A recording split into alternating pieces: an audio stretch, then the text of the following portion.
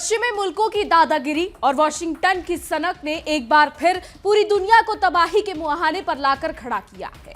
समंदर की लहरों पर जो आग सुलग रही है वो अब सीधे आपकी जेब और चूल्हे पर डाका डालने आ रही है। अपनी चौधराहट झाड़ने के चक्कर में डोनाल्ड ट्रंप पूरी दुनिया में रायता फैलाकर बैठ गए हैं। अपना काम बनता और भाड़ में जाए जनता वाली नीति पर चलने वाला अमेरिका खाड़ी के पानी में ऐसी आग लगा चुका है कि अब उसकी लपटें पूरे अंतरराष्ट्रीय व्यापार को भस्म करने पर उतर आई है। नमस्कार, बहुत स्वागत है आपका। विश्व युद्ध देख रहे हैं आप, मैं हूं आपके साथ इशिका त्यागी।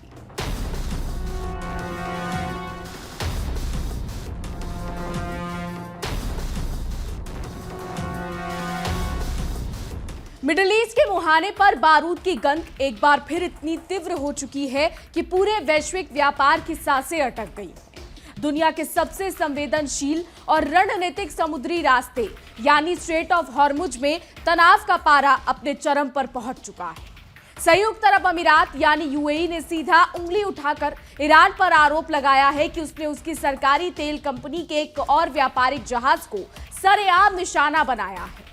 चौंकिए मत, क्योंकि बीते महज एक हफ्ते के भीतर ऐसी हिमाकत की ये तीसरी घटना सामने आई है। गनीमत बस इतनी रही कि इस ताजा हमले में किसी के जान माल के भारी नुकसान या झुलसने की खबर नहीं है। लेकिन सवाल तो ये उठता है कि आखिर अमेरिका का चौधरी वाला रवैया और ईरान की ये जिद दुनिया को किस अंधी खाई में धकेल रही है। डोनाल्ड ट्रंप की दादागिरी और तेहरान के अड़ियल रुख के बीच अब पूरे मिडिल ईस्ट में आग भड़क रही है, जिससे दुनिया भर की ऊर्जा सुरक्षा और समुद्री व्यापार का दम घुटने लगा है। यूएई की सरकारी तेल कंपनी का एक भारी भरकम जहाज शुक्रवार के दिन बड़े ही आराम से हॉर्मुज के संकरे रास्ते से गुजर रहा था। तभी अचानक समुद्र की लहरों को चीरता हुआ एक हमला हुआ और पूरे इलाके में हड़कंप मच गया। इस कंपनी ने फौरन मोर्चा संभालते हुए यह दावा जरूर किया है कि स्थिति को समय रहते पूरी तरह काबू में कर लिया गया है। लेकिन भाई साहब, खौफ के बादल इतनी आसानी से कहां छटते हैं। यूएई के विदेश मंत्रालय ने इस कायराना हरकत की पुरजोर शब्दों में निंदा की। उन्होंने सीधे तेहरान की तरफ उंगली उठाते हुए साफ कहा है कि ईरान ऐसे ओछे हमलों पर तुरंत लगाम लगाए और हॉर्मुज के इस अंतरराष्ट्रीय समुद्री रास्ते को बिना शर्त पूरी तरीके से खोले। यूएई ने तमतमाते हुए यह भी याद दिलाया कि यह हमला संयुक्त अरब सुरक्षा परिषद के प्रस्ताव 28-17 की सरेआम धज्जियां उड़ाता है। यह प्रस्ताव चिल्ला कर कहता है कि वाणिज्यिक जहाजों की सुरक्षा और समुद्री रास्तों की आजादी से कोई खिलवाड़ नहीं किया जा सकता। लेकिन ऐसा लगता है कि वॉशिंगटन की खोखली धमकियों और पाबंदियों का ईरान पर ढोल के आगे बीन बजाने जैसा असर हो रहा है। ईरान अपनी ही धुन में मस्त है और अमेरिका बस दूर बैठकर तमाशा देख रहा है। आपको बता दें कि इस घटना से ठीक एक दिन पहले भी यूएई ने अपने 2 अन्य टैंकरों पर हुए हमले का पूरा ठीकरा ईरान के ही सिर फोड़ा था। उस हमले में जहाजों को मामूली खरोंचे और नुकसान जरूर हुआ था, लेकिन कोई हताहत नहीं हुआ। उधर ईरान के खूंखार रेवोल्यूशनरी गार्ड्स आईआरजीसी ने पहले ही सीना ठोककर खुली चेतावनी दे रखी है कि अगर कोई भी जहाज उसके कट्टर विरोधियों से जुड़ा पाया गया या उसने ईरानी नौसेना के निर्देशों की अनदेखी की तो उसे समंदर की गहराई में डुबोने में देर नहीं लगाई जाएगी। जब से इस इलाके में युद्ध के शोले भड़के हैं, तब से हॉर्मुज के रास्ते होने वाला समुद्री ट्रैफिक लगभग ठप सा हो गया है। जहाजों के कप्तान अब इस रास्ते पर जाने से ऐसे कतरा रहे हैं जैसे बिल्ली दूध से डरती है। जंग की शुरुआत से पहले यही वो रास्ता था जहां से पूरी दुनिया के कुल तेल का लगभग 20% हिस्सा पानी के जहाजों पर लादकर सप्लाई किया जाता था। लेकिन आज यहां सन्नाटा पसरा हुआ है। ईरान अब अकड़कर बैठा है और उसका साफ कहना है कि जब तक अमेरिका अपनी तमाम नाजायज शर्तें पूरी नहीं करता, तब तक इस रास्ते की चाबी अपने पास ही रखेगा और इसे खुलने नहीं देगा। वहीं दूसरी तरफ अमेरिका का ट्रंप प्रशासन अपनी पुरानी आदत के मुताबिक दूर बैठकर सिर्फ बड़े बड़े दावे ठोक रहा है। वॉशिंगटन से बयान आ रहे हैं कि अमेरिकी नौसेना इस इलाके में अपनी नाकेबंदी लंबे समय तक जारी रख सकती है, मानो समंदर उनकी बपोती हो। सच तो यह है कि अमेरिका की सूची दुकान और फीके पकवान वाली विदेश नीति ने पूरे इलाके को बारूद के ढेर पर लाकर खड़ा कर दिया है। अमेरिका आग में घी डालने का काम तो बखूबी करता है, लेकिन जब बात शांति की आती है तो बंगले झांकने लगता है। इस तनातनी के बीच अब ईरान और कतर के बीच भी पुरानी दुश्मनी की चिंगारी सुलगने लगी है। दोनों देश आपस में ही उलझ पड़े हैं और मामला अब आर पार की लड़ाई तक पहुंच गया है। ईरान ने सनसनीखेज दावा ठोकते हुए कहा है कि उसके 3 जाबाज पायलट पिछले 6 महीनों से कतर की काली कोठरी में कैद है। ईरानी जनरल का कहना है कि मार्च के महीने में उनका सुखोई 24 लड़ाकू विमान क्रैश हुआ था। जनरल का दावा है कि हादसे के बाद तीनों पायलटों को कतर ने जिंदा पकड़ा था, लेकिन तब से लेकर आज तक उन्हें अपने परिवार वालों तक से बात करने की इजाजत नहीं दी गई है। लेकिन दूसरी तरफ कतर ने भी आंखें दिखाते हुए ईरान के इस दावे को सिरे से खारिज कर दिया है। कतर के विदेश मंत्रालय के प्रवक्ता ने दो टूक कह दिया कि ईरानी पायलटों को हिरासत में रखने का सवाल ही पैदा नहीं होता, ये सब मनगढ़ंत बातें हैं। कतर का उल्टा आरोप है कि उन ईरानी पायलटों ने उसकी संप्रभुता को चुनौती देते हुए उसके हवाई क्षेत्र का न सिर्फ उल्लंघन किया था, बल्कि रेडियो संपर्क साधने की तमाम कोशिशों का कोई जवाब भी नहीं दिया था। कतर का कहना है कि हादसे के बाद जब उनकी खोज और बचाव टीमें मौके पर पहुंची तो उन्हें सिर्फ एक ही पायलट का शव मिला था। कतर के मुताबिक उन्होंने ईरान से खुद संपर्क करके उस शव को सौंपने की पूरी प्रक्रिया शुरू की थी। अब बात करते हैं यमन संकट की। यमन की सरकार के समर्थन वाली सशस्त्र सेनाओं ने दावा किया है कि हूती लड़ाकों ने तटीय शहर मौका को निशाना बनाते हुए मिसाइलों और सुसाइड ड्रोन से नए ताबड़तोड़ हमले शुरू कर दिए हैं। यमनी सेना के मुताबिक उनके एयर डिफेंस सिस्टम ने मुस्तैदी दिखाते हुए हूती समूह के एक खतरनाक ड्रोन को हवा में ही मार गिराया, लेकिन इन ताजा हमलों ने 2022 से चले आ रहे नाजुक युद्ध विराम को तार-तार कर दिया है और एक बार फिर भयंकर गृह युद्ध के काले बादल मंडराने लगे हैं। दूसरी ओर लेबनान का दक्षिणी इलाका भी जल रहा है। आपको बता दें कि नबातीह जिला और लितानी नदी के उत्तर में स्थित अली अल ताहिर रिज अब इजराइल और हिजबुल्लाह की जंग का सबसे बड़ा अड्डा बन चुका है। 2 मार्च से शुरू हुई इस भीषण जंग में यह पहाड़ी इलाका अपनी ऊंचाई की वजह से बहुत अहम माना जाता रहा है, क्योंकि यहाँ से पूरे नाबीतीह और लितानी इलाके पर सीधे नजर रखी जा सकती है और गोलीबारी की जा सकती है। इजराइल का सीधा दावा है कि इस पहाड़ी के नीचे हिजबुल्लाह का मुख्य कमांडर सेंटर और हथियारों का बड़ा जखीरा छुपा हुआ है, जबकि लेबनान इसे अपनी संप्रभुता पर हमला मानकर इजरायली सेना की वापसी की मांग कर रहा है। इन सब के बीच अंदरूनी मोर्चे पर भी ईरान का रुख बेहद सख्त नजर आ रहा है। ईरान की न्यायपालिका ने जनवरी में हुए भीषण सरकारी विरोध प्रदर्शन के दौरान पुलिसकर्मियों पर गाड़ी चढ़ाने के आरोपी शाहराम सादगी को फांसी की सजा देने का फरमान सुना दिया है। न्यायपालिका की आधिकारिक वेबसाइट का कहना है कि आरोपी ने अमेरिका और इजरायली शासन के इशारे पर 8 जनवरी को कर्ज शहर में पुलिसकर्मियों को रौंदा था, जिसमें 7 जवान बुरी तरह घायल हो गए थे। गौरतलब है कि दिसंबर और जनवरी के महीने में बढ़ती महंगाई और आर्थिक बदहाली से तंग आकर ईरानी जनता सड़कों पर उतर आई थी, जो 1979 की इस्लामी क्रांति के बाद का सबसे बड़ा जनसैलाब बन गया था। अमेरिका की पाबंदियों और ईरान की नीतियों ने आज आम जनता का जीना दुर्भर कर दिया है और पूरा मिडिल ईस्ट बर्बादी की कगार पर खड़ा है। मिडिल ईस्ट के इस उबलते समंदर में तेल के टैंकरों पर होते हमले केवल 2 देशों की आपसी खींचतान नहीं है, बल्कि ये सीधी सपाट पूरे विश्व की अर्थव्यवस्था पर चलाई जा रही आर्थिक गोलियां हैं। जब दुनिया की सबसे बड़ी नाकेबंदी हॉर्मुज में लगेगी तो इसका सीधा असर आपकी और हमारी जेब पर पड़ना तय है। लेकिन जरा वॉशिंगटन के हुक्मरानों की अकल पर भी नजर डालिए। अमेरिका बड़े प्यार से खुद को दुनिया का ग्लोबल पुलिस वाला कहता है, लेकिन जब जब 2 गुटों में आग लगती है तो ये चौधरी साहब बुझने के बजाय हाथ तापते नजर आते हैं। अमेरिका की नीतियों का हाल तो वही है कि घर में नहीं दाने, अम्मा चली भुनाने। खुद के घर में आर्थिक नीतियां डगमगा रही हैं, लेकिन दुनिया भर के समंदर में अपनी दादागिरी झाड़ने और नाकेबंदी का ढिंडोरा पीटने में ट्रंप प्रशासन को अलग ही मजा आ रहा है। हॉर्मुज की इस संकरी जल संधि से जब तक तेल के जहाज नहीं निकलेंगे, तब तक एशियाई और यूरोपीय बाजारों में कच्चे तेल के दाम आसमान छूते रहेंगे। पर वॉशिंगटन में बैठे रणनीतिकारों को शायद लगता है कि कागजी धमकियों से समंदर के जहाज तैरने लगेंगे। उधर ईरान भी अपनी जिद पर अड़ा है कि ना खाऊंगा ना खाने दूंगा। तेहरान का रुख साफ है कि अगर उसके तेल व्यापार पर अमेरिका की पाबंदियों का चाबुक चलेगा तो वो बाकी दुनिया का तेल परिवहन भी ठप करके ही सांस लेगा। इस पूरे घटनाक्रम में यूएई जैसे शांति प्रिय और व्यापार केंद्रित देश बेवजह पिस रहे हैं। एडीएनओसी जैसी वैश्विक कंपनियों के जहाजों पर मंडराते हमले इस बात का सबूत है कि अब कोई भी बेगुनाह व्यापारी इस भू राजनीतिक आग से अछूता नहीं बचा है। यमन से लेकर लेबनान तक और हॉर्मुज से लेकर तेहरान की सड़कों तक हर जगह बारूद की महक है। यमन में हूतियों के नए ड्रोन हमलों ने यह साबित कर दिया है कि 2022 का युद्ध विराम महज कागजी शेर था जो एक झटके में हवा हो गया। लेबनान के दक्षिणी मोर्चे पर इजरायल और हिजबुल्लाह का आमने सामने होना यह साफ इशारा कर रहा है कि ये जंग किसी एक सीमा पर रुकने वाली नहीं है। अली अल ताहिर की पहाड़ियों से उठती लपटें पूरे इलाके को निगलने को तैयार है। उधर कतर और ईरान के बीच पायलटों की हिरासत को लेकर शुरू हुई ये तू मैं आग में पेट्रोल का काम कर रही है। एक तरफ शब्द सौंपने की बातें हो रही हैं तो दूसरी तरफ 6 महीने से अपनों से बिछड़े पायलटों का दर्द कूटनीतिक बयानों में दबकर रह गया है।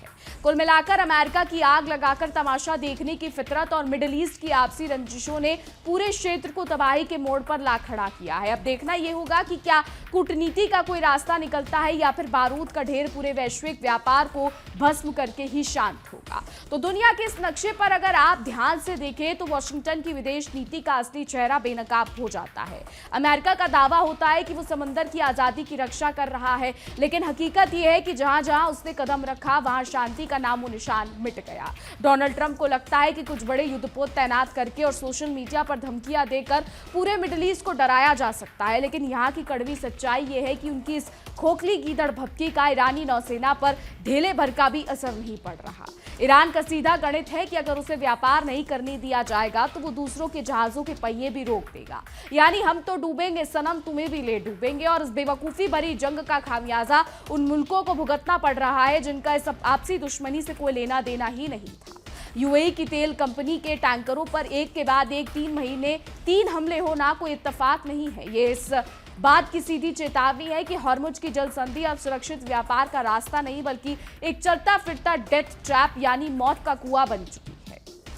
जब 20% कच्चा तेल ले जाने वाले टैंकर रास्ते में ही रोक दिए जाएंगे या उन पर मिसाइलें दागी जाएंगी तो जाहिर सी बात है कि वैश्विक बाजार में हाहाकार मचेगा। लेकिन अमेरिका में बैठे नीति निर्माताओं को शायद ये समझ नहीं आता कि समंदर की नाकेबंदी सिर्फ कागजों पर नहीं होती।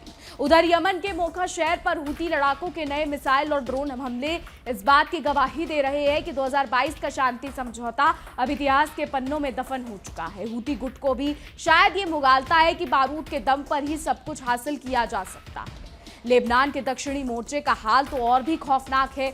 अली अल ताहिर की रणनीतिक पहाड़ियों पर कब्जा जमाने और हिजबुल्लाह के ठिकानों को तबाह करने की जिद में इजरायल और लेबनान के बीच का ये फ्लैश पॉइंट जब पूरे इलाके के लिए नासुर बनता जा रहा है। कतर और ईरान का विवाद भी कुछ कम पेचीदा नहीं है। 3 ईरानी पायलट 6 महीने से लापता है या कतर की कस्टडी में है। इस पर दोनों देशों के अपने अपने दावे हैं। कतर का कहना है कि उसे तो सिर्फ अवशेष मिले, जबकि ईरान इसे सीधे सीधे मानव अधिकारों का हनन बता रहा है। ईरान के अंदरूनी हालात की बात करें तो तेहरान की सड़कों पर जनवरी में उतरा जनसैलाब इस बात का सबूत है कि जनता महंगाई से कर्रा रही है, लेकिन सरकार समस्या सुलझाने के बजाय अमेरिकी पाबंदियों का रोना रोकर और प्रदर्शनकारियों को फांसी पर लटकाकर अपनी नाकामी छुपा रही है। अंत में पिसना सिर्फ आम इंसान को ही है, चाहे वो तेल की बढ़ती कीमतों की मार झेलता आम उपभोक्ता हो या फिर युद्ध की आग में जलते बेगुनाह नागरिक। अमेरिका अपनी अड़ियल और नाकाम कूटनीति से बाज आने वाला नहीं है और मिडिल ईस्ट का ये सुलगता बारूद कब पूरी दुनिया को अपनी चपेट में ले ले कुछ कहा नहीं जा सकता।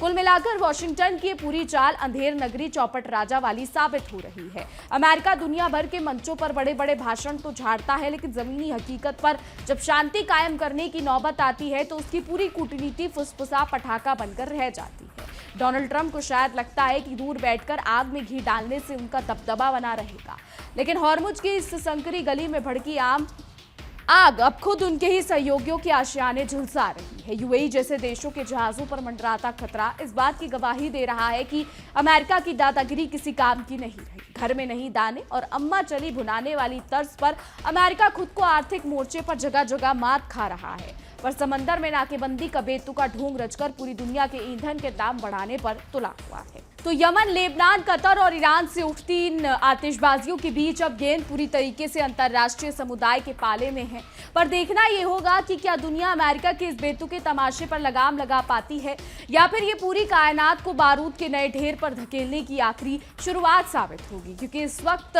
मिडिल ईस्ट सुलग रहा है। मध्य पूर्व के रण क्षेत्र से जो खबरें सामने आ रही है उसने पूरे वैश्विक परिदृश्य में खलबली मचा दी है और वॉशिंगटन के सत्ता के गलियारों में पूरी तरीके से से सन्नाटा पसार दिया है। अपनी तथाकथित ताकत का ढोल पीटने वाले अमेरिका का भ्रम अब पूरी तरीके से टूटकर चकनाचूर हो चुका है। ईरान ने अमेरिकी सैनिकों को मार गिराने या उन्हें बंधक बनाकर सौंपने पर $30,000 के भारी भरकम इनाम का सीधा ऐलान कर दिया है। जी हां, इस एक कदम ने सुपर पावर होने का मुखौटा पहनकर घूमने वाले अमेरिका की असलियत पूरी दुनिया के सामने बेनकाब कर रख दी है। अमेरिका हमेशा से दूसरे देशों की जमीन पर जाकर अपनी मूंछों पर ताव देता आया है, लेकिन ईरान के इस करारे फैसले ने वॉशिंगटन के आकाओं के पैरों तले जमीन खिसका दी है। कहते हैं ना कि काट की हांडी बार बार नहीं चढ़ती। अमेरिका का भी झूठा रौब अब खत्म हो चुका है। जो अमेरिका कल तक पूरी दुनिया को अपनी उंगलियों पर नचाने के ख्वाब देख रहा था, आज उसी अमेरिका के सैनिकों पर खुलेआम इनाम की बोली लग रही है। इस सनसनीखेज ऐलान के बाद से ही महाशक्ति बनने का ढोंग करने वाले अमेरिका की हवा निकल चुकी है। ईरान की सेना ने सीधे तौर पर यह साबित कर दिया है कि अगर कोई उनकी संप्रभुता पर आंख उठाकर देखेगा तो वो चुप बैठने वाले नहीं। ईंट का जवाब पत्थर से देना उन्हें बखूबी आता है। अब इस पूरे घटनाक्रम ने यह भी साफ कर दिया है कि अमेरिका का हर दाव अब पूरी तरीके से उसी पर उल्टा पड़ता नजर आ रहा है। अपनी दादागिरी के दम पर दुनिया पर हुकूमत चलाने का इरादा रखने वाला अमेरिका आज खुद को एक ऐसे दलदल में फंसा हुआ पा रहा है जहां से निकलने का उसे कोई रास्ता नहीं सूझ रहा।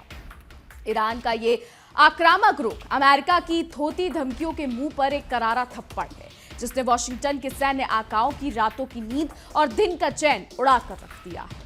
अमेरिका की उस तथाकथित सैन्य श्रेष्ठता का जनाजा उड़ चुका है, जिसका ढिंडोरा वो सालों से पूरी दुनिया में पीटता आ रहा था।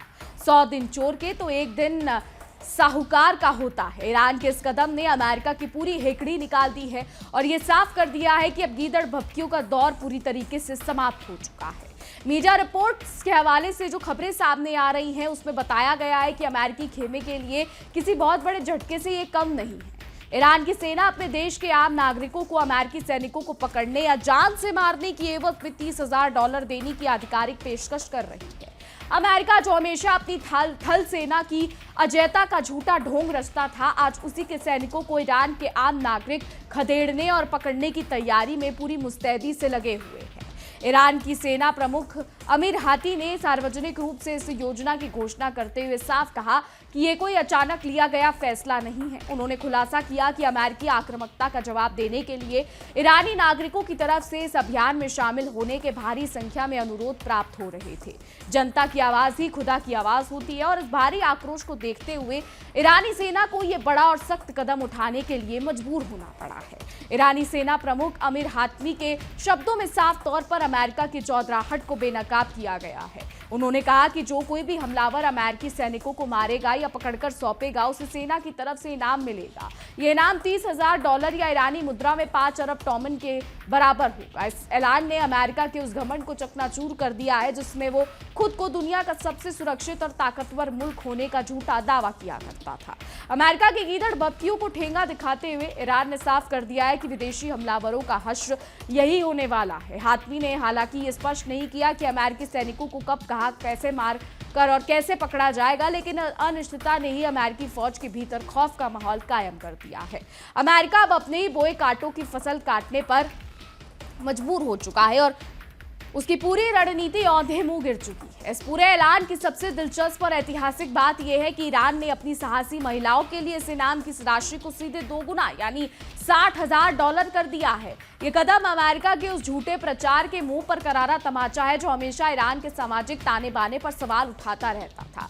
आज वही ईरानी महिलाएं अमेरिका के आक्रामक सैनिकों के लिए सबसे बड़ा काल बनकर सामने खड़ी हो चुकी हैं और वॉशिंगटन के हुक्मरानों को दिन में तारे दिख रहे हैं। आपको यह भी बता दें कि हातमी ने साफ तौर पर कहा है कि ऐसी साहसी कार्रवाई करने वाली ईरानी महिलाओं को दोगुनी रकम देकर सम्मानित किया जाएगा। अमेरिकी जनरलों ने कभी सपने में भी नहीं सोचा होगा कि जिन इलाकों में वो अपनी दादागिरी चलाने की सोच रहे थे, वहां की महिलाएं ही उनकी खटिया खड़ी करने के लिए तैयार बैठी होंगी। ये फैसला अमेरिका के मुंह पर वो तमाचा है जिसकी गूंज वॉशिंगटन के व्हाइट हाउस तक साफ सुनाई दे रही है। आपको बता दें, मीडिया रिपोर्ट्स इस पूरे घटनाक्रम की एक और ऐसी कड़वी सच्चाई को उजागर करती है जो अमेरिकी घमंड को तार तार कर देती है। रिपोर्ट्स के मुताबिक इनाम पाने वाले व्यक्ति को सिर्फ $30,000 या $60,000 का नकद इनाम ही नहीं मिलेगा, बल्कि उसके बाद भी ईरानी सेना उसके अभूतपूर्व सम्मान करेगी। अमेरिका ने जिन हथियारों के बल पर दुनिया को डराने की कोशिश की थी, आज उन्हीं हथियारों का ईरान में ऐसा हश्र होने जा रहा है। हाथमी के अनुसार जिस हथियार का इस्तेमाल किसी अमेरिकी सैनिक को मारने या पकड़ने के लिए किया जाएगा, ईरानी सरकार उस हथियार को उसकी बाजार कीमत से दोगुनी कीमत पर खरीदेगी। इतना ही नहीं, उस साहसी व्यक्ति को ईरानी सेना की तरफ से एक बिल्कुल नया और आधुनिक हथियार भी तोहफे के रूप में दिया जाएगा। अमेरिकी खोखली धमकियों का ईरान जिस अनोखे अंदाज में जवाब दे रहा है, उसने वॉशिंगटन के रणनीतिकारों के होश पूरी तरह उड़ा दिए हैं। अमेरिकी सैनिकों का शिकार करने वाले उस हथियार को सिर्फ खरीदा ही नहीं जाएगा, बल्कि उसे ईरान के एक खास म्यूजियम में हमेशा के लिए सजाकर रखा जाएगा। ये कदम अमेरिका की भावी पीढ़ियों के लिए इस बात की याद दिलाएगा कि कैसे एक मुल्क ने उनकी आक्रामकता के घमंड को धूल में मिला दिया था। वॉशिंगटन के आकाओं के लिए इससे बड़ी शर्म की बात और क्या हो सकती है कि उनके हथियारों और सैनिकों का इस्तेमाल अब म्यूजियम की नुमाइश के लिए किया जाएगा। ईरानी सेना प्रमुख ने अमेरिका की सैन्य ताकत के उन तमाम दावों की धज्जियां उड़ा दी हैं जिनका ढिंडोरा अमेरिका युद्ध के दौरान पीटता आ रहा था। हाथमी ने सीधे तौर पर कहा कि ईरान के साथ चले इस संघर्ष के दौरान अमेरिकी सैन्य ताकत के दावों की पूरी असलियत दुनिया के सामने आ चुकी है। जिस अमेरिकी सेना को अजय और सर्वशक्तिमान बताया जाता था, उसकी पूरी पोल पट्टी इस युद्ध के मैदान में पूरी तरीके से खुल चुकी है। अमेरिका की हालत आज बिल्कुल खिसियानी बिल्ली खंबा नोचे जैसी हो गई है। हाथमी ने मध्य पूर्व से अमेरिकी सेनाओं की पूरी तरीके से हटने की अपनी राष्ट्रीय मांग को दोहराते हुए अमेरिका को खुली चेतावनी दी है। उन्होंने साफ लहजे में कहा है कि अमेरिकी सेना को अब फारस की खाड़ी, ओमान की खाड़ी या हॉर्मुज को जैसे रणनीतिक समुद्री रास्तों में आने की कतई इजाजत नहीं दी जाएगी। अमेरिका के लिए अब इन इलाकों के दरवाजों को पूरी तरीके से बंद हो चुके हैं। अमेरिका जो कल तक समुद्र में अपना एक छत्र राज समझता था, जिसे फारस की खाड़ी और हॉर्मुज से खदेड़े जाने की नौबत आ गई है। ईरान ने साफ कर दिया है कि इन इलाकों में अमेरिकी जहाजों या सैनिकों की मौजूदगी को अब किसी भी कीमत पर बर्दाश्त नहीं किया जाएगा। अमेरिका का वो घमंड जो उसकी नौसेना के दम पर उछलता था, आज ईरान के सख्त और आक्रामक रुख के आगे पूरी तरीके से पस्त हो चुका है। ये पूरी सनसनीखेज घोषणा एक ऐसे नाजुक समय पर हुई है जब 17 जून को दोनों देशों के बीच हुए यूएस ईरान इस्लामाबाद समझौते के तहत तय की गई 60 दिनों की समय सीमा पूरी तरीके से खत्म होने की कगार पर पहुंच चुकी है। अमेरिका ने कूटनीति का जो नाटक रचा था, उसकी पूरी हवा निकल चुकी है। इस्लामाबाद समझौते के तहत 28 फरवरी से शुरू हुई 40 दिनों की भीषण लड़ाई के बाद दोनों देश एक अस्थायी युद्ध विराम पर सहमत हुए थे। उस समय यह तय हुआ था कि अमेरिका और ईरान एक अस्थायी विराम के दौरान बैठकर स्थायी समाधान के लिए बातचीत का रास्ता तलाशेंगे।